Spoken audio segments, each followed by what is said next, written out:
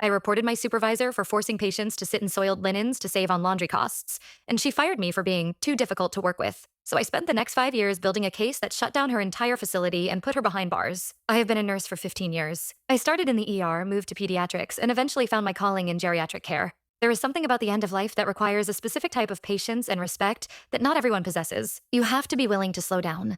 You have to be willing to listen to stories that loop in circles. You have to be comfortable with the fact that you are not fixing anyone. You are simply making their remaining time as dignified as possible. 5 years ago, I took a job at a place I will call the Silver Oak. On the outside, it was spectacular. It looked like a five-star resort. There were manicured lawns, a koi pond in the lobby, and a chandelier that probably cost more than my house. The families loved it. They would tour the facility, see the polished marble floors and the fresh flowers, and they would feel good about leaving their parents there. They paid 5 figures a month for the privilege, but I learned very quickly that the money wasn't going to care. It was going to the aesthetic. The facility was run by a woman named Barbara. Barbara was not a medical professional. She was a business administrator with an MBA who viewed the residents as units of revenue and the nursing staff as expenses to be minimized. She wore designer suits, drove a Porsche, and never stepped foot in the resident wings unless there was a family member present to impress. My first clash with Barbara happened 2 months in. We were short-staffed, which was the norm. I had 12 residents on my hall, 4 of whom were total care, meaning they couldn't feed themselves, bathe themselves, or turn themselves over in bed. Standard protocol suggests a ratio of 1 nurse to 4 or 5 residents for that level of acuity. I had 12. I was in the middle of feeding Mr. Arthur. Mr. Arthur was a lovely man,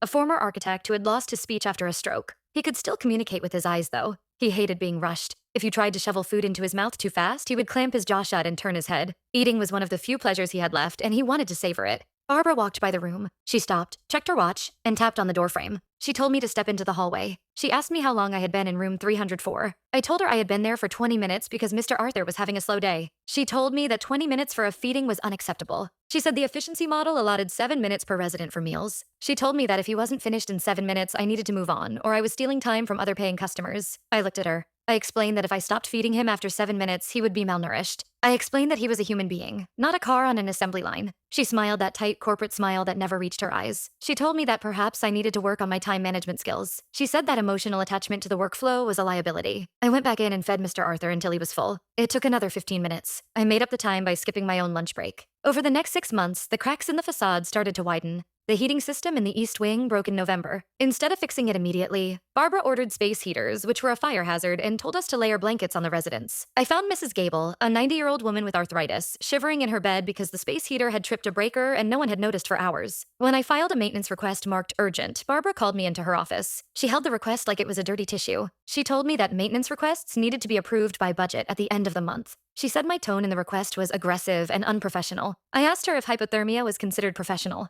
She wrote me up for insubordination. The breaking point came in the spring. The facility switched laundry vendors to save money. The new vendor was unreliable. We started running out of clean sheets and gowns. Then we started running out of adult briefs. I came in for my shift on a Tuesday and found the night supply closet almost empty. There were maybe 10 briefs left for the entire floor. I went to the supply manager, a nice guy named Mike who looked perpetually exhausted. Mike told me he had put in the order, but Barbara had delayed approving it because she was trying to negotiate a bulk discount with a different supplier. She wanted to save 3 cents per unit. That night, 3 residents had accidents. We used the last of the supplies by 2 in the morning. At 4 in the morning, I found Mr. Arthur wet. I didn't have anything to change him into.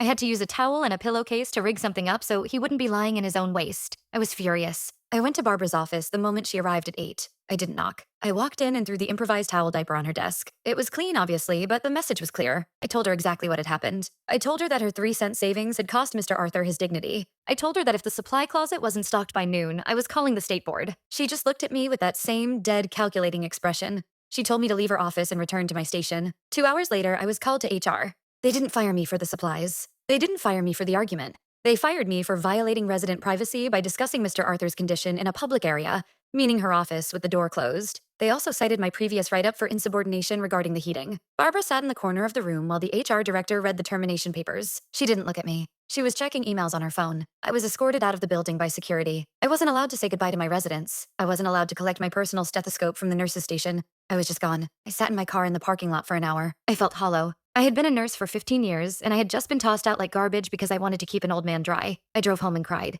I felt like I had failed them. I thought about Mr. Arthur wondering where I was. I thought about Mrs. Gable shivering in the East Wing. For a month, I couldn't even look at job listings. I was depressed. I felt powerless. Then my phone rang. It was a number I didn't recognize. I almost let it go to voicemail, but something made me answer. It was Mr. Arthur's son, Paul. He asked me why I hadn't been at the facility. He said he visited his dad and the new nurse didn't know how to feed him. He said his dad was losing weight. He said his dad looked sad. I told Paul the truth. I told him I had been fired. I told him I couldn't go into details due to legal reasons, but that I missed his father very much. Paul was quiet for a long time. Then he asked me a question that changed my life. He asked if I did private home care. He said he was thinking about pulling his dad out of the Silver Oak. He said the place felt different lately. Cold. He asked if I would be willing to take care of his dad if he moved him into his guest house. I said yes. 2 weeks later, I was caring for Mr. Arthur in a sunny room in Paul's house. It was wonderful. I could take my time. I could feed him at his pace. We listened to jazz records. He started gaining weight again. The light came back into his eyes. Paul was well connected in the community. He had friends with aging parents. He started talking. He told them about the difference in his dad. He told them about the nightmare at the facility. Slowly, I started getting more calls. People asking if I knew other nurses like me. People asking for advice. I realized there was a massive need for care that prioritized the human, not the bottom line. I started a small agency. I called it Compass Care. I hired 2 nurses I knew from my old ER days. Women I trusted with my life. We weren't fancy. We didn't have a marble lobby, but we showed up. We cared. 6 months into this new venture, I got a call from Mike. He was calling me from a burner phone. He sounded terrified. He told me things had gotten worse, much worse. Barbara had cut the nursing staff by another 20%. She was bringing in agency nurses who didn't know the residents, paying them minimum rates and cycling them out before they could complain. But that wasn't the big news. Mike told me he had found a ledger. Barbara wasn't just cutting costs. She was billing for services that weren't happening. She was billing Medicare for physical therapy sessions that never took place. She was billing for premium dietary supplements that she had stopped ordering months ago. She was billing for specialized wound care for bed sores that were being treated with generic ointment and gauze. Mike said he wanted to report it, but he was afraid of losing his pension. He was 2 years away from retirement. He didn't know who to trust. I told him to trust me. I met Mike at a diner 3 towns over. He brought copies, not just of the ledger, but emails. Emails where Barbara explicitly told the billing department to optimize the coding for maximum reimbursement, regardless of actual service delivery. Emails where she instructed maintenance to paint over black mold in the shower rooms instead of remediating it. It was a nuclear bomb. I took the documents to Paul. Paul was a lawyer. Specifically, a corporate liability lawyer. He looked through the papers for about 10 minutes. Then he looked up at me and smiled. It wasn't a nice smile. It was the smile of a wolf seeing a limping deer. He said we needed to go to the attorney general. We did. The investigation took time. These things always do. For a year, I had to keep working, keep building my agency. Knowing what was happening inside that building, it was agonizing. I would drive past the Silver Oak and see the lights on, knowing the residents inside were being neglected.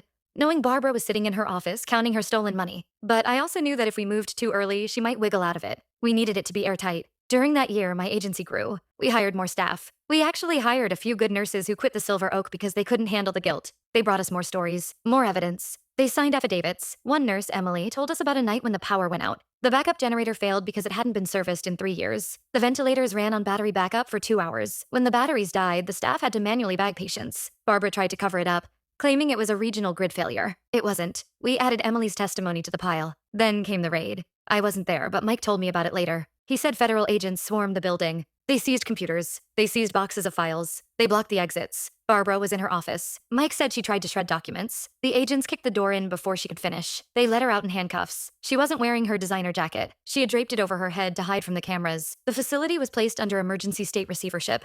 The families were in a panic. They needed somewhere to move their parents, and they needed it fast. Paul and I had prepared for this. We had reached out to other reputable facilities in the area, creating a placement network. We helped coordinate transfers. My agency took on as many home care patients as we could handle. The fallout was massive. The investigation revealed over $4 million in fraud. It also revealed systemic abuse and neglect. Barbara was charged with wire fraud, healthcare fraud, and multiple counts of criminal negligence. She pleaded not guilty. She tried to blame it on the nursing staff. She tried to say we were rogue employees who didn't follow her protocols, but she had forgotten about the emails. I sat in the courtroom during her trial. I wanted her to see me. I wanted her to know that the difficult nurse she fired was the one watching her fall. On the 3rd day of testimony, Mike took the stand. He looked nervous, but he told the truth. He talked about the briefs. He talked about the mold. He talked about the day I threw the towel on her desk. Then Emily took the stand. She talked about the generator. Then I took the stand. The defense lawyer tried to paint me as a disgruntled former employee. He asked if I was angry about being fired. I looked at the jury. I said, I wasn't angry about being fired. I was angry that my patient was left in his own waste because his dignity cost 3 cents too much. The jury deliberated for 4 hours. Barbara was found guilty on all counts. She was sentenced to 12 years in federal prison.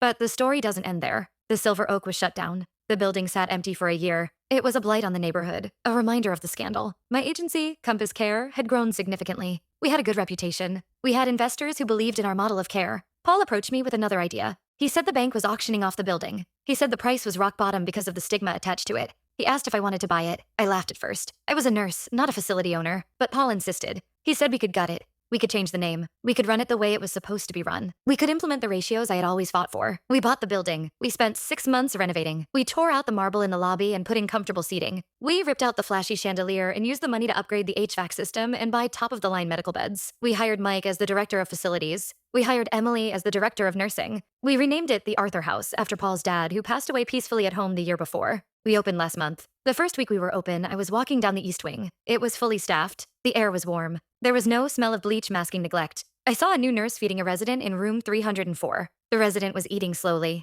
The nurse was chatting with her, laughing, not looking at a watch. I stood in the doorway and watched them. The nurse looked up, startled. She probably thought I was going to reprimand her for taking too long. "Is everything okay?" she asked. I smiled. "Yes," I said. "Everything is perfect. Take your time." I walked back to my office, Barbara's old office. I sat in the chair.